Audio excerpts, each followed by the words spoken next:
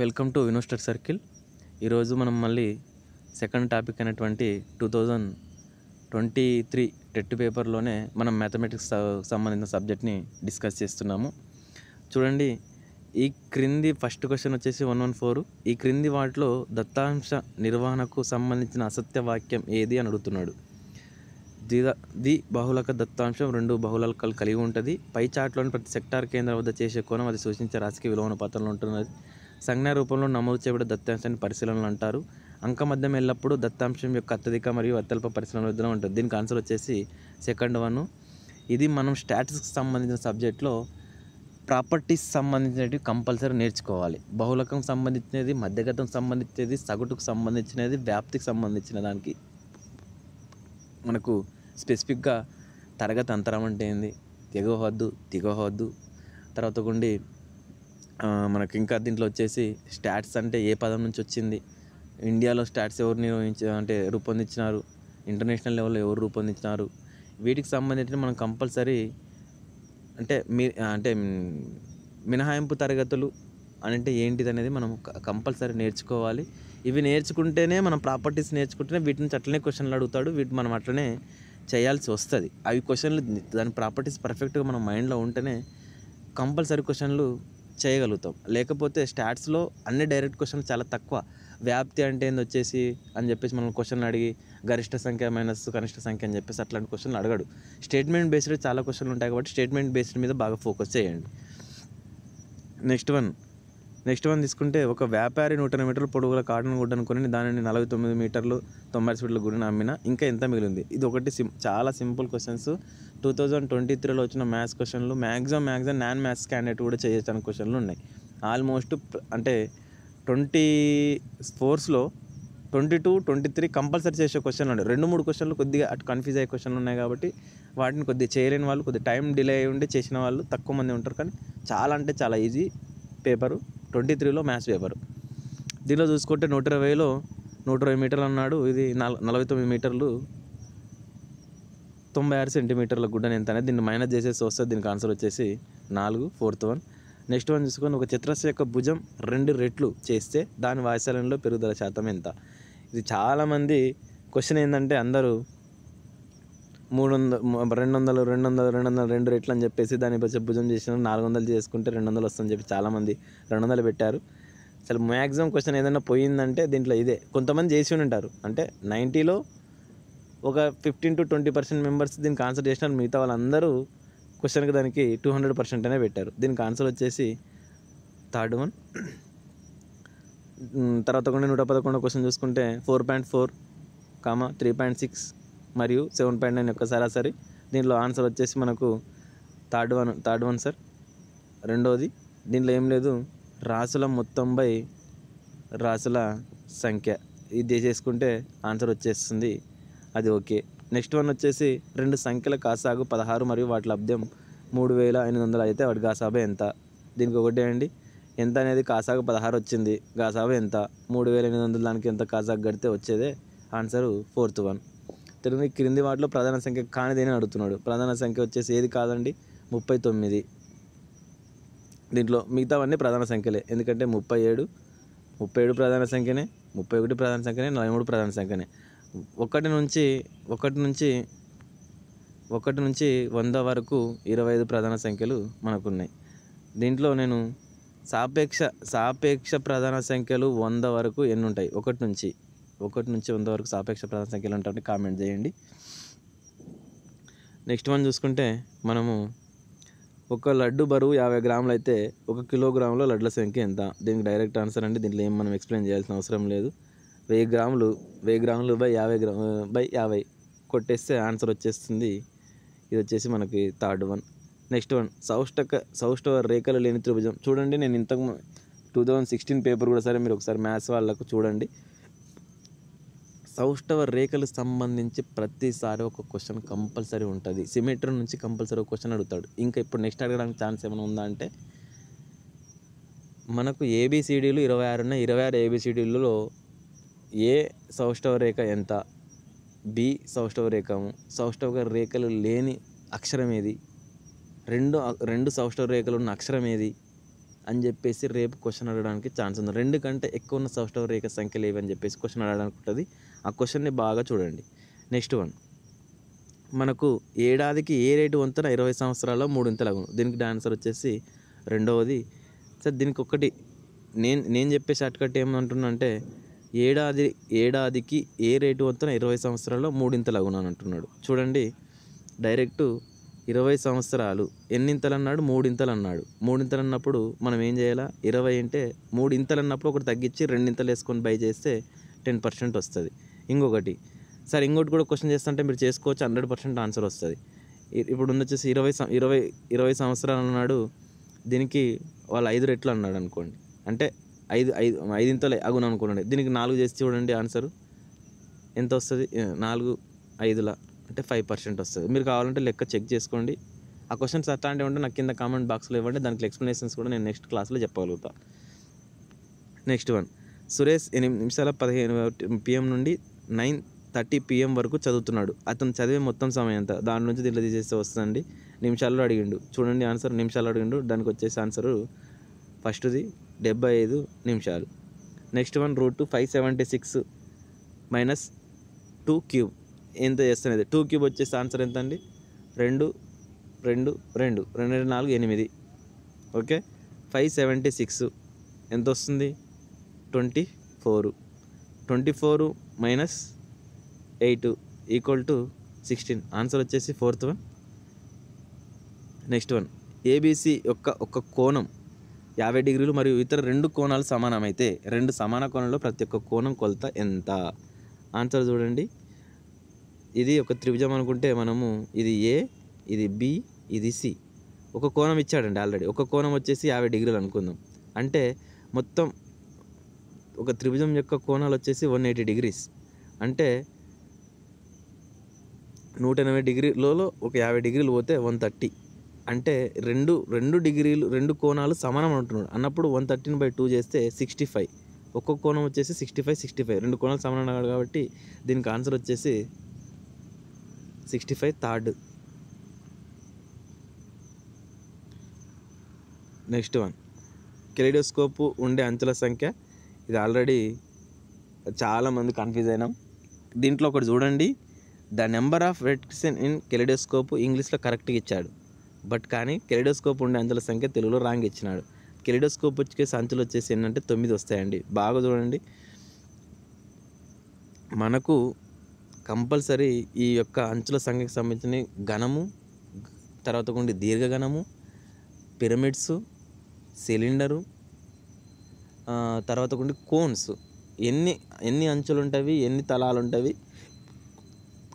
ఇవి మనం కంపల్సరీ చూసుకోవాల్సిందే. ఇది చూసుకుంటే రేపు ఫర్దర్ కూడా ఇంకో బిట్ వస్తుంది. ఇంకొకటి మీకు దీనికి సంబంధించిన ఫార్ములా ఉంటుంది. ఫార్ములా ఏందని చెప్పేసి మనకు ఆ ఫార్ములా నాకు కామెంట్ చేయండి. అంచులకు సంబంధించినది,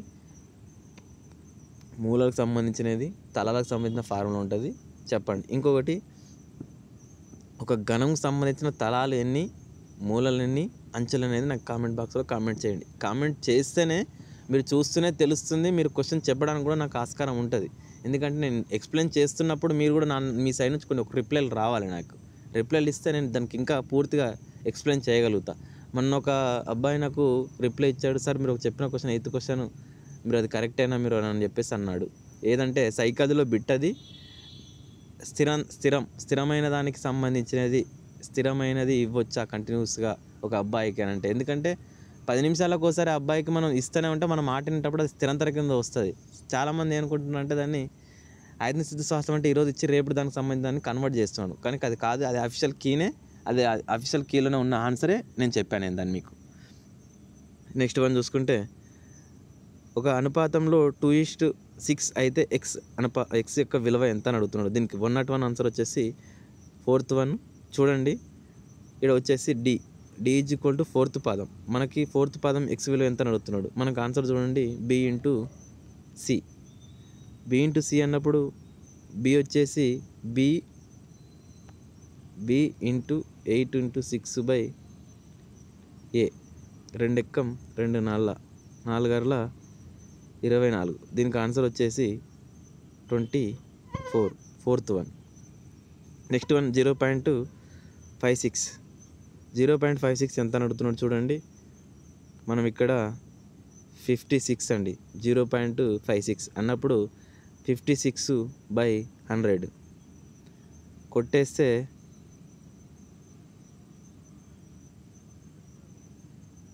56/100 2 రెంట్ల, ఓకే, 2 ముళ్ళ, 2 ఎనిమిదిల తర్వాతకి ఇక్కడ 50, ఓకే, మళ్ళీ 2 ఎక్కం 2 నల్ల, 2 25ల ఆన్సర్ 14/25. దీనికి వచ్చేసి answer third one. Next one 3 - 5. చూడండి, ఈ సంఖ్యతో గుణిస్తే లబ్ధం 729 వస్తుందని చెప్పేసి అన్నాడు. దీనికి వచ్చేసి ఆన్సరు 1వ. నెక్స్ట్ వన్, ఒక సంఖ్యను రెట్టింపు చేసి 5 కలిపిన 51 వస్తుంది, ఆ సంఖ్య ఎంత అని అడుగుతున్నాడు. ఒక సంఖ్య ఎక్స్ అనుకొని రెట్టింపు చేసి ప్లస్ 5 కలిపి 51, ఇది ఫార్ములా.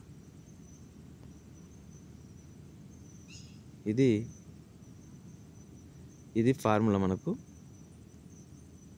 చూడండి, స్టేట్మెంట్ రాసిన నేను. ఎక్స్ 2x ప్లస్ 5 ఎంత వస్తున్నాడు? 51 వస్తున్నాడు.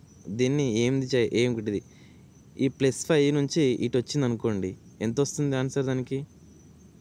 అటు వస్తే 46. 2x = 46. ఈ 2 కింది 2 అయిందంటే 2 రెంట్ల 2 ముళ్ళ. ఎక్స్ ఎంత అవుతుంది? x = 23. ఇప్పుడు చూడండి, దీన్ని ప్రతిక్షేపిస్తే 2x + 5 = 51. ఎక్స్ ఎంత వచ్చింది? 23 వచ్చింది. 23 రెంట్ల 46 ప్లస్ 5 ఎంత అవుతుంది? 51 = 51. రెండు సమానమైనవి. సో కాబట్టి ఇట్లా మనము బ్యాలెన్స్ చేయాలి. మళ్ళీ ఎక్స్ని ప్రతిక్షేపించి ఆన్సర్ వస్తుందో చెక్ చేసుకొని పెట్టాలి. కరెక్ట్ అక్కడ ఉందని చెప్పేసి పెట్టేసినాం అనుకోండి, మనకు ప్రాబ్లం అయితే రాంగ్ అవుతుంది. ఇంత చేసిన తర్వాత కూడా రాంగ్. క్వశ్చన్ చేసిన తర్వాత రాంగ్ చేసే మిస్టేక్స్ చేయొద్దండి. ఎందుకంటే మనం ఎక్కువసేపు ఒకదాన్ని పెట్టబోయే కదండి. ఇప్పుడు ఆన్లైన్ కాబట్టి మనకు అది రాదు. ఎందుకంటే మనం ఒక క్వశ్చన్ ఇంకో క్వశ్చన్ కూడా చేంజ్ చేసుకోవడానికి అవకాశం ఉంటుంది. సో దీనికి ఆన్సర్ వచ్చేసి 23. ఒక నగరంలో వారం పాటు గరిష్ట ఉష్ణోగ్రతలు వరుసగా 25°C, 28°C, 21°C మరియు 27 మొదలైన ఈ నగరంలో ఈ వారంలో నమోదైన సరాసరి ఉష్ణోగ్రత ఎంత? దీంట్లో ఏం లేదు, సరాసరి అంటే తెలుసండి, మొత్తం బై తర్వాత ఉండి సంఖ్య, ఇవన్నీ కూడిందని కింద ఎన్ని ఉన్నామని చెప్పి ఎన్ని రోజులకు అని చెప్పేసి ఆన్సర్ చేసుకుంటే వచ్చేస్తుంది. దీనికి ఆన్సర్ వచ్చేసి 28°C యావరేజ్ అనమాట. అడుగుతున్నది యావరేజ్. నెక్స్ట్ వన్ చూడండి, మన క్వశ్చన్ వచ్చేసి 9.631, 9.694, 9.109 మరియు 9.504ల అవరోహణ క్రమాన్ని కనుక్కున్నాడు. అంటే అవరోహణ క్రమంని పెద్ద నుంచి చిన్నగా తీసుకోపోమంటున్నాడు. దీంట్లో ఫస్ట్ వచ్చేసి పెద్దగా వచ్చేసి 9.694 రెండవది, సెకండ్ది వచ్చేసి 9.631 రెండోది ఫస్ట్ది, తర్వాత కొండి 9.504 మూడోది, 9.109 నాలుగోది. దీనికి ఆన్సర్ వచ్చేసి థర్డ్ వన్. ఒకటి గుర్తుపెట్టుకోండి, అవరోహణ ఆరోహణ అనేది ఎట్లా గుర్తుపెట్టుకోవాలంటే, అవరోహణ అంటే 5 అక్షరాలు పెద్దది, పెద్ద నుంచి చిన్నగా రావాలి. ఆరోహణ 4 అక్షరాలు చిన్నది, చిన్న నుంచి పెద్దగా పోవాలి. ఈ క్వశ్చన్ దీన్ని చాలామంది కన్ఫ్యూజ్ అవుతారు. ఇంగ్లీష్ మీడియం వాళ్ళు డిసెండింగ్ ఆర్డర్, అసెండింగ్ ఆర్డర్ అని గుర్తుపెట్టుకోండి, దాన్ని వాళ్ళు చేయగలుగుతారు. తెలుగు మీడియం వాళ్ళు అవరోహణ ఆరోహణ అనేది చెప్పాను కదా. అవరోహణ అంటే 5 అక్షరాలు పెద్ద నుంచి చిన్నగా పోవాలి, ఆరోహణ అంటే 4 అక్షరాలు చిన్న నుంచి పెద్దగా పోవాలి. ఇది క్వశ్చన్ గుర్తుపెట్టుకొని కన్ఫర్మేషన్ చేసుకోండి, మీకు క్లారిటీ ఉంటుంది ఒకసారి. నెక్స్ట్ వన్ చూసుకుంటే, క్రింది వాటిలో పైథాగరస్ త్రికం ఏదైనా అడిగినాడు. దీనికి వచ్చేసి ఫస్ట్ వన్ ఆన్సర్, పైథాగరస్ త్రికం ఫార్ములా వచ్చేసి కర్ణము స్క్వేర్ ఈక్వల్ టు భుజము స్క్వేర్ ప్లస్ భుజము స్క్వేర్. అంటే ఈ కర్ణానికి సంబంధించి ఈ రెండు భుజాలకు సమానమైన దాన్ని ఏదని చెప్పేసి పైథాగరస్ త్రికం అని అంటారు. చూడండి మీరు ఒకసారి దీంట్లో ఆన్సర్ చూడండి, కర్ణం 15 స్క్వేర్ ఈక్వల్ టు 12 ఇంటూ 12 144 99 ఎంత అవుతుందని 81 5 8 4 12 1 మొత్తం 225 15 స్క్వేర్ ఈక్వల్ టు 225. ఆన్సర్ వచ్చేసి ఫస్ట్ వన్ ఒకటోది. నెక్స్ట్ వన్, ఒక సంఖ్యలో 40%కు 600కు సమానమైన ఆ సంఖ్య ఎంత అడుగుతున్నాడు. చాలా సింపుల్ క్వశ్చన్ అండి. దీంట్లో 40% 600 అయితే 100% ఎంత? Simple question. 4 క్యాన్సల్, 100 40 ఇక్కడ 600 ఇది క్యాన్సిల్ అయింది. 4 ఎక్కం 2 4 5ల 0 150 150 ఇంటూ 10 టోటల్ 1500 ఆన్సర్. దీనికి వచ్చేసి ఫోర్త్ వన్ 1.07 ఇంటూ 002 ఆన్సర్. అది రాంగ్ అండి. యాక్చువల్గా 0.0214 వస్తుంది ఆన్సర్. దీనికి యాడ్ స్కోర్ డైరెక్ట్ వాళ్ళు ఇచ్చేసారు కాబట్టి దీన్ని మనం ఏం డిస్కషన్ చేయలేదు, చేయాల్సిన అవసరం కూడా లేదు. 91 వచ్చేసి యాడ్ స్కోర్ అండి. 93 ఇది వచ్చేసి. నెక్స్ట్ వన్ ఇక్కడ చూడండి. సమద్విబాహు త్రిభుజం యొక్క 2 సమాన భుజాలలో ఒక్కొక్కటి 5 సెంటీమీటర్లు, మరొక భుజం 4 సెంటీమీటర్ పొడవు కలిగి ఉన్నాయి. అయినా ఆ త్రిభుజం యొక్క చుట్టుకొలతలు సగం ఎంత? 2 సమాన భుజాలను అడుగుతున్నాడు. 2 సమాన భుజాలు అంటే 5 + 5 2 సమాన భుజాలు. ఇదొక 5 ఇదొక 5. తర్వాత కొండి మరొక భుజం 4 సెంటీమీటర్లు అంటే 10 + 4 అంటే 14 అయ్యిందండి. మొత్తం 14 అయింది. డైరెక్ట్ ఆన్సరు కింద చాలామంది 4th పెట్టారు. దాంట్లో వాడు అడిగినది ఏంటంటే కింద చూడండి లాస్ట్లో ఈ త్రిభుజం చుట్టుకొలతలో సగం అన్నాడు. సో కాబట్టి 14 అన్నప్పుడు ఆన్సర్ ఎంత వస్తుంది? బై 2 చేస్తుంటే 7 వస్తుంది. Answer fourth one. చూడండి ఇక్కడ మనకు త్రిభుజం యొక్క ఫార్ములాని బట్టి చేసేదానికంటే 2 భుజాలు ఇచ్చినాడు, డైరెక్ట్ ఇంకో భుజం ఇచ్చినాడు. 2 భుజాలు సమానం ఉన్నాడు, ఇంకో భుజం ఇచ్చినాడు. దాన్ని కలిపి చేసి ఆన్సర్ వచ్చేస్తుంది. నెక్స్ట్ వన్ ఈ సత్యవాక్యం. ఈ కింది వాటిలో అసత్యవాక్యం ఏదని చెప్పేసి అన్నాడు. 91ది. ఇది లాస్ట్ క్వశ్చన్ మ్యాథ్స్లో. చూడండి, గాలిపటాలన్నీ సమచతుర్భుజాలు. ఇది కాదండి, ఫస్ట్ దానికే గాలిపటాలన్నీ సమచతుర్భుజాలు కాదు. కానీ సమచతుర్భుజాలన్నీ గాలిపటాలే, కానీ గాలిపటాలన్నీ సమచతుర్భుజాలు కాదు. సమచతుర్భుజాలన్నీ గాలిపటాలు. ఇది రెండోది కూడా ఆన్సర్ కరెక్ట్. సమచతుర్భుజాలన్నీ సమాంతర చతుర్భుజాలు. ఇది కూడా రైట్. చతురస్రాలన్నీ సమచతుర్భుజాలు మరియు దీర్ఘ చతురస్రాలు. ఇది కూడా రైట్. సో కాబట్టి అసత్యమైనది ఏ వాక్యం అంటే ఇదే. బాగా గుర్తుపెట్టుకోండి. మనకు సంబంధించిన వరకు జామెట్రీ దాంట్లో స్టేట్మెంట్ బేస్డ్ క్వశ్చన్స్ ఎక్కువ ఉంటాయి. అసలు మన స్టేట్మెంట్ అంటే దాని యొక్క ప్రాపర్టీస్ సంబంధం ప్రతి ఒక్కటి నేర్చుకోవాలి. సమద్విబాహు త్రిభుజము, సమబాహు త్రిభుజము, దీర్ఘచతురస్రము, రాంబస్సు, వాటికి సంబంధించిన ప్రాపర్టీస్ బాగా చూసుకోండి. ప్రాపర్టీస్ బాగా చూసుకుంటే మనకు కంపల్సరీ క్వశ్చన్ చేయవచ్చు, లేకపోతే క్వశ్చన్ చేయలేము. ఎందుకంటే మిస్టేక్స్ అవుతాయి అక్కడ, దాంట్లో మనకు ఎగిరిపోతాయి. సో కాబట్టి వాటిని కాన్సన్ట్రేషన్ చేసేదానికన్నా ప్రాపర్టీస్. ఇప్పుడు మనం ఇప్పుడు మెన్సురేషన్ ఉంది. మెన్సురేషన్లో ఘనం ఉంది, దీర్ఘఘనం ఉంది, గోళం ఉంది, అర్ధగోళం ఉంది. వీటికి సంబంధించి బాగా చూసుకోండి. ఒక్కోసారి 2 క్వశ్చన్లు ఎట్టిస్తారంటే గోళంకి సంబంధించినందుకు దీర్ఘఘనంకి సంబంధించిన క్వశ్చన్స్ అడుగుతాడు. అట్లాంటి 2 క్వశ్చన్స్ కంపేర్ చేసి దీంట్లో నిష్పత్తి అడుగుతాడు. సో కాబట్టి అట్లాంటి వాటిని మీద ఫోకస్ చేయండి. కొన్నిసార్లు ఫార్ములాస్ అడుగుతాడు డైరెక్ట్. ఇప్పుడు గోళం ఫార్ములా అడుగుతాడు.